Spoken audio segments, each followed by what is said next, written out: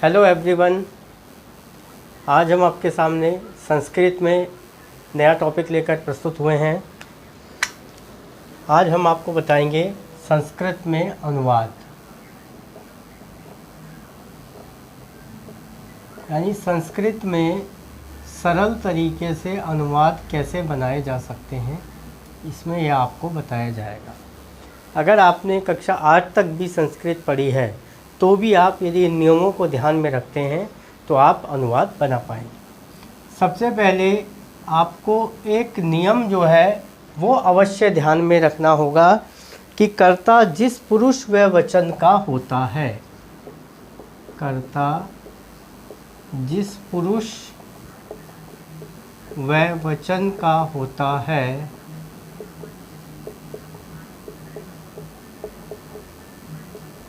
क्रिया भी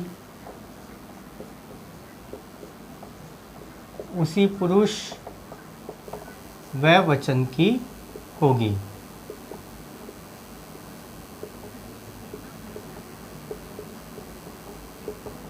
ये नियम आपको ध्यान रखना है कि कर्ता जिस पुरुष व वचन का होता है क्रिया भी उसी पुरुष व वचन की होगी या होती है।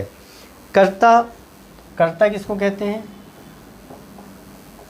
कार्य करने वाले को। जो कार्य करता है उसे हम कर्ता कहते हैं।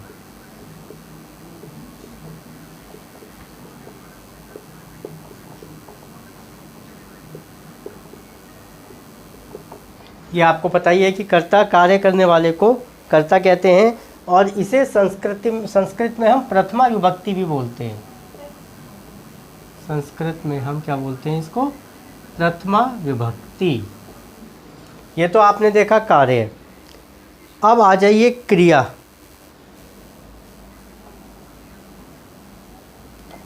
क्रिया किसे कहते हैं? तो क्रिया कहते हैं वह शब्द जिसके द्वारा कार्य का होना या पाया जाना सिद्ध होता है। जिसके द्वारा कार्य का होना या पाया जाना सिद्ध होता है उसे हम क्रिया कहते हैं। या हम ये भी कह दें कि जो कार्य हम करते हैं उसे क्रिया कहते हैं। जो कार्य हम करते हैं उसे क्रिया कहते हैं।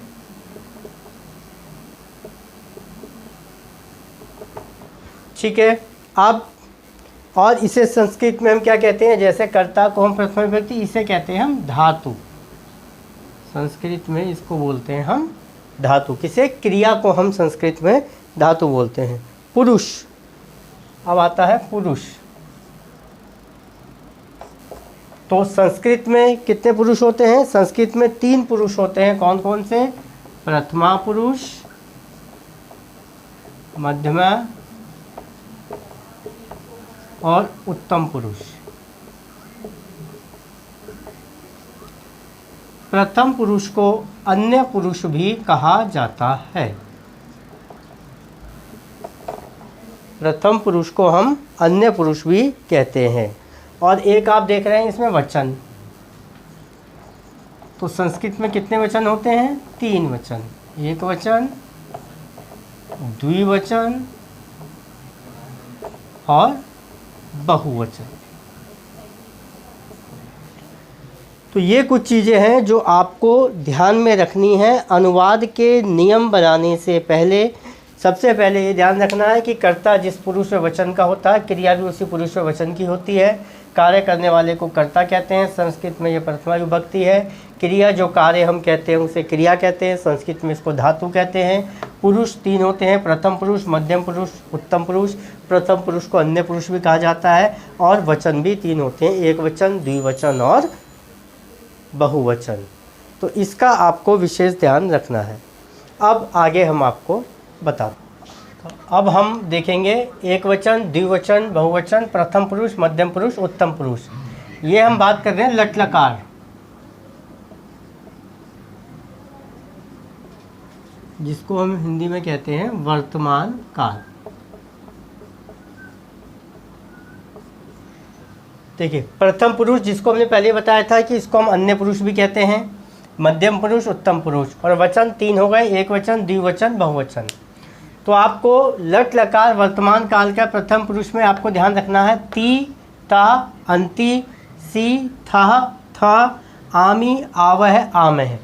या इसको आप जैसे प्रचलित रूप में आप पठ के साथ जोड़कर आप याद करते रहें, पठती, पठत, पठंती, पठसी, पठत, पठत, पठामि, पठावह, पठामह।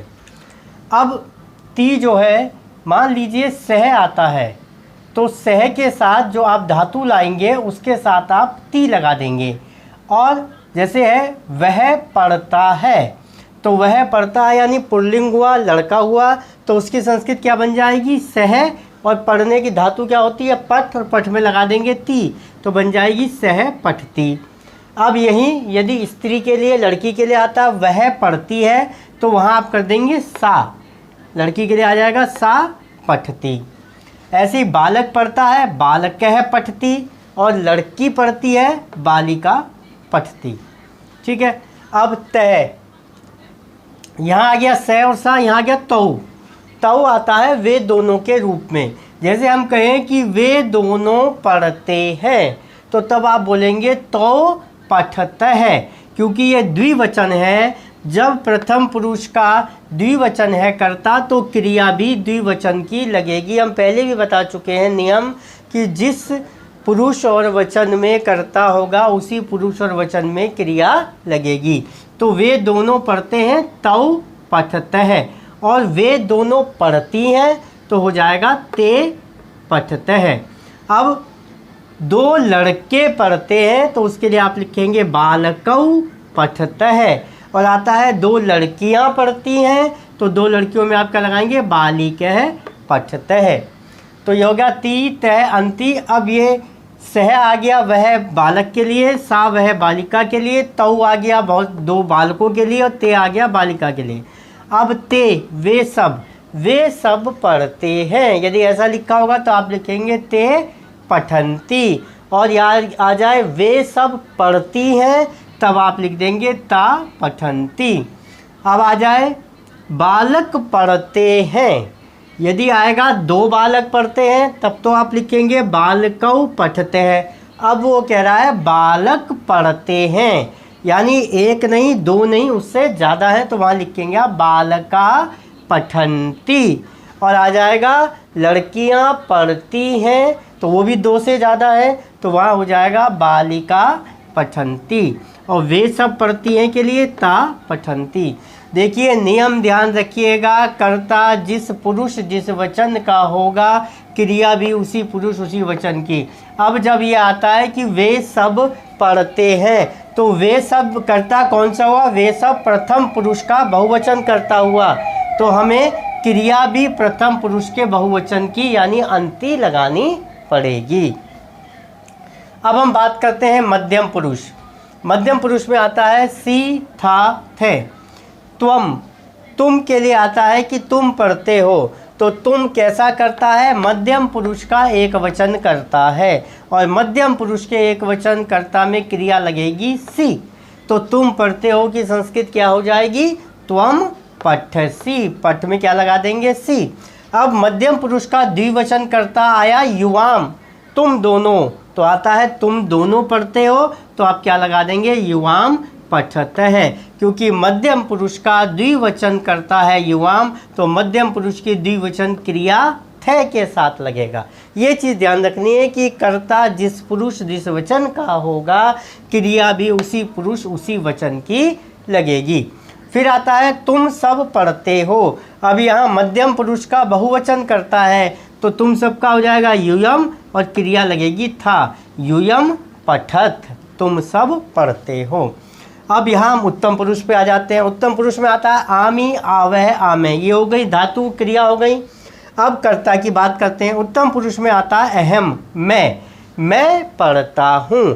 तो सबसे पहले कहीं लिखा है मैं पढ़ता हूँ, आप कर्ता देखेंगे, कर्ता आप देखेंगे उत्तम पुरुष एक वचन का है, तुरंत आपके दिमाग में आएगा कि उत्तम पुरुष एक वचन में क्रिया लगती थी आमी, पढ़ने की होती है पठ, पठ में लगा देंगे आमी, हो जाएगा पठामी। तो संस्कृत बन जाएगी अहम पठामी, मैं पढ़ता हूँ। उत्तम पुरुष का द्विवचन है आवाम। मान लीजिए आया हम दोनों पढ़ते हैं, तुरंत आपका दिमाग ठनका कि हम दोनों किसका था? उत्तम पुरुष का द्विवचन था, तुरंत आपने हिसाब लगाया कि उत्तम पुरुष के द्विवचन में क्रिया क्या आती है, आवे आती है। हम दोनों की होती है आवाम, पढ़ने की होती है पठ, पठ में लगा दिया आवे तो हो गया पठावे। तो हम दोनों पढ़ते हैं कि संस्कृत क्या बनी, आवाम पठावह। ऐसे ही फिर आया हम सब पढ़ते हैं, तो हम सब उत्तम पुरुष का बहुवचन। आपने उत्तम पुरुष के बहुवचन में धातु देखी, क्रिया देखी, आम है, पढ़ने की होती है पठ, तो उसमें आम में लग जाएगा पठा में। तो हम सब पढ़ते हैं कि संस्कृत क्या हो जाएगी, वयम पठामः। तो आपको ये चीज़ ज़रूर ध्यान में रखनी है कि कर्ता जिस पुरुष जिस वचन का होगा, क्रिया भी उसी पुरुष और उसी वचन की लगेगी। तो लट लकार वर्तमान काल में क्रिया है ती ता अंति, सी था था, आमी आवह आमे। अब इसके पीछे आपको धातु लगा देनी है। जैसे पढ़ने की पठ हो गई तो पठतः हो जाएगा, ठीक है। खेलने की क्रीड़ा हो गई तो क्रीडति हो जाएगा।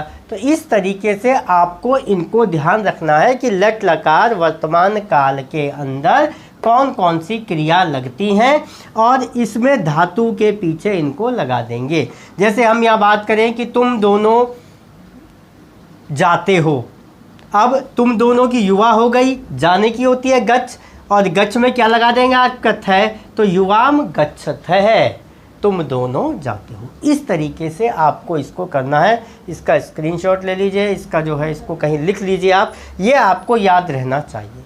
ये तो कम से कम आपको याद ही रखना है कि लट लकार में क्रिया कौन कौन सी होती हैं, तब आप आसानी से बना पाएंगे। अब हम आपको जो है कुछ उदाहरणों के माध्यम से समझाते हैं। तो अभी आपने ये पूरा समझ लिया है। कहने का अर्थ ये है कि यदि हम इन 6 कर्ताओं को छोड़ दें, त्वम, युवाम, यूयम, अहम, आवाम, वयम, इन 6 कर्ताओं को छोड़ने के बाद जो भी कर्ता आपको कहीं भी दिखाई दे, ये समझ लेना कि वो कर्ता जो है वो किसका है, प्रथम पुरुष का है, ठीक है।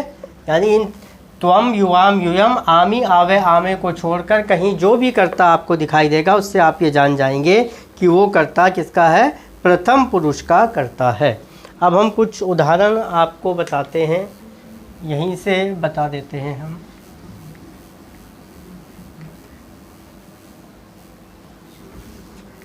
ताकि इसकी आवश्यकता पड़े तो कम से कम आपको पता लग सके।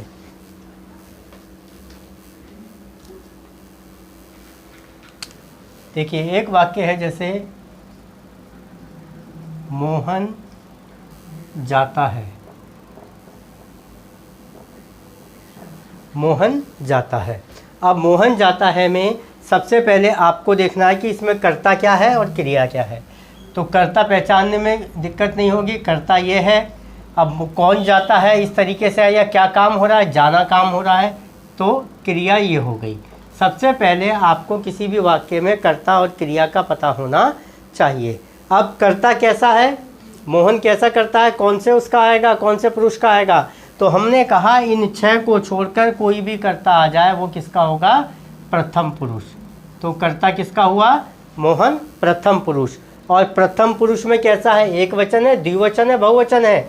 तो मोहन अकेला है तो कैसा हुआ, एक वचन। तो आपको पता लगा कि इस वाक्य में मोहन कर्ता है, प्रथम पुरुष का कर्ता है और एक वचन करता है। और प्रथम पुरुष कर्ता में कौन सी विभक्ति लगती है, प्रथमा विभक्ति। कौन सी विभक्ति लगती है, प्रथमा विभक्ति। इतना आपको पता लग गया। तो मोहन एक नाम है, अकारांत है, तो मोहन का जो रूप चलेगा जैसे राम का चलता है, श्याम का चलता है, तो मोहन अकारांत है। जैसे राम का प्रथमा विभक्ति क्या होता है, राम है, ऐसी मोहन का प्रथमा विभक्ति क्या हो जाएगा, मोहन है। तो यहाँ मोहन की संस्कृत क्या आ जाएगी, मोहन है। अब क्रिया की बात करते हैं। क्रिया कर्ता के अनुसार, कर्ता क्या है आपका, प्रथम पुरुष, एक वचन। जाना पठ हमने बताया तो प्रथम पुरुष, एक वचन। अब जैसे पढ़ने की पठ और जाने की गम होती है, गम, तो कौन सी धातु आएगी, गम धातु आएगी। गम क्या है, धातु। जाने की आ गई गम धातु। अब जब हम गम धातु का क्रिया बनाएंगे तो किसके हिसाब से बनाएंगे? प्रथम पुरुष एक वचन। तो गम धातु की क्रिया बनती है गच्छ, और प्रथम पुरुष एक वचन में उसके आगे क्या लग जाएगा? ती लग जाएगा, तो वो हो जाएगा गच्छति। क्या हो जाएगा? गच्छति। तो ये बन जाएगा मोहने गच्छति। समझ लीजिएगा आप। आपने देखा मोहन कर्ता है, कर्ता आपका प्रथम पुरुष एक वचन का है, कर्ता में हमेशा जो है प्रथमा विभक्ति होती है। इधर क्रिया देखना आपने। अब जब कर्ता प्रथम पुरुष का है तो क्रिया भी प्रथम पुरुष की एक वचन लगेगी। तो प्रथम पुरुष की एक वचन क्या है? ती है। अब हमें देखना है कि क्रिया जाता है, कि जाता है को संस्कृत में किस धातु के रूप में लेते हैं? तो गम जो होता है वो जाने के अर्थ में आता है, और उसका जब हम क्रिया बनाते हैं तो गच्छ हो जाता है। तो गच्छ के बाद आप क्या लगा देंगे? गच्छति। तो ये बन जाएगा मोहने गच्छति। ऐसे ही और देखते हैं अब हम।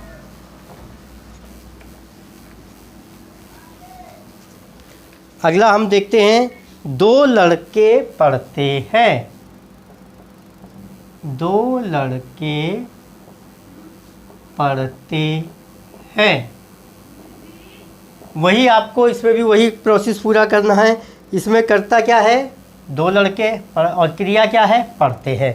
कर्ता छाट लिया आपने, क्रिया छाट लिया। कर्ता कौन सा है? दो लड़के। दो लड़के कौन सा कर्ता है? प्रथम पुरुष। ठीक है। अब प्रथम पुरुष में कौन सा वचन है? दो लड़के द्विवचन, एक वचन, द्विवचन, बहुवचन। तो प्रथम पुरुष में कौन सा है? द्विवचन है। ये आपको पता लग गया कि कर्ता हमारा दो लड़के हैं, प्रथम पुरुष है, द्विवचन है। अब प्रथमा विभक्ति होती है कर्ता में, कर्ता में प्रथमा विभक्ति होती है। तो वैसे तो होता है बालके है, लेकिन द्विवचन में बालके का क्या बन जाता है? बालकौ। तो ये बन जाएगा यहाँ इसका बालकौ। ठीक है। वैसे बालक होता है, लेकिन क्योंकि द्विवचन है तो द्विवचन में आप देख रहे हैं कि ये हमने बताया था तऊ का क्या हो जाता है? बालकौ। दो बालक है तो बालको हो जाएगा, वे दोनों आएगा तो तऊ हो जाएगा। अब हम बात करते हैं क्रिया। क्रिया देख लीजिए, क्रिया ये है कर्ता के अनुसार। अब आपको इसमें क्या लगाना है? प्रथम पुरुष द्विवचन की क्रिया लगानी है। पढ़ने की धातु क्या होती है? पठ धातु होती है। ठीक है। और पठ का क्या हो जाएगा? द्विवचन में पठते है, तो ये हो जाएगा बालकौ पठते है। क्या हो जाएगा? बालकौ पठते है। ठीक है। इस तरीके से आपको कर्ता और क्रिया दोनों को लेकर चलना है। जिस पुरुष जिस वचन का कर्ता होगा उसी पुरुष उसी वचन की क्रिया का आप प्रयोग करेंगे। अब जैसे एक और हम देख लेते हैं, हम दोनों खेलते हैं। देखिए बहुत ही सरलतम तरीके से आपको बताया जा रहा है स्टार्टिंग से। अगर मैं पहले भी कह चुका हूँ कि आपने 8वीं कक्षा तक ही पढ़ी है बस, तो भी आप इसको सीख सकते हैं। एक और ले लेते हैं हम दोनों खेलते हैं। इसमें आपको पता लग गया कर्ता ये है, क्रिया ये है। कर्ता किस उसका है? ये देखिए हम दोनों। तो कर्ता किसका आया? उत्तम पुरुष का। कर्ता किसका आया? उत्तम पुरुष का, हम दोनों। और उत्तम पुरुष में भी कौन सा आया आपका? द्विवचन। उत्तम पुरुष द्विवचन। और कर्ता में कौन सी विभक्ति होती है? हमेशा प्रथमा विभक्ति होती है। तो हम दोनों की आप यहाँ देख ही रहे हैं क्या बनेगी? आवाम। तो हम दोनों की अंग्रेजी आप क्या बना देंगे? आवाम। अब आ जाइए खेलते हैं क्रिया। क्रिया आपको कौन सी चाहिए? उत्तम पुरुष की द्विवचन। उत्तम पुरुष की द्विवचन आवे है। खेलने की क्या होती है? क्रीड धातु होती है खेलने की, क्रीड। और क्रीड के हिसाब से बन जाएगा क्रीड़ावह। तो आवाम क्रीड़ावह, हम दोनों खेलते हैं। इस तरीके से इस विधि को अपनाते हुए आप आसानी से लट लकार वर्तमान काल के जो भी संस्कृत अनुवाद है उनको बहुत आसानी से बना पाएंगे। अब अगले वीडियो में इसी टॉपिक को आगे बढ़ाते हुए अगले काल के कुछ और उदाहरण आपके सामने, कुछ और नियम आपके सामने लाएंगे। आप इनको नोट डाउन कर लीजिएगा और इनको समझने की कोशिश कीजिएगा। ये बिल्कुल भी कठिन आपको नहीं लगेगा। हम स्टेप बाय स्टेप धीरे धीरे आगे बढ़ेंगे ताकि आपको कोई भी कठिनाई न हो। और पीछे जो भी अब तक के वीडियो अपलोड है उनको आप डॉक्टर बड़ोला गुरुजी पर जाकर जो है देख सकते हैं। चैनल को आप सब्सक्राइब करें। वीडियो अगर पसंद आता है तो उसको लाइक और शेयर करना भी न भूलें। अगले वीडियो में फिर अगले व्याख्यान के साथ आपसे मुलाकात होगी। तब तक के लिए जय हिंद, जय भारत।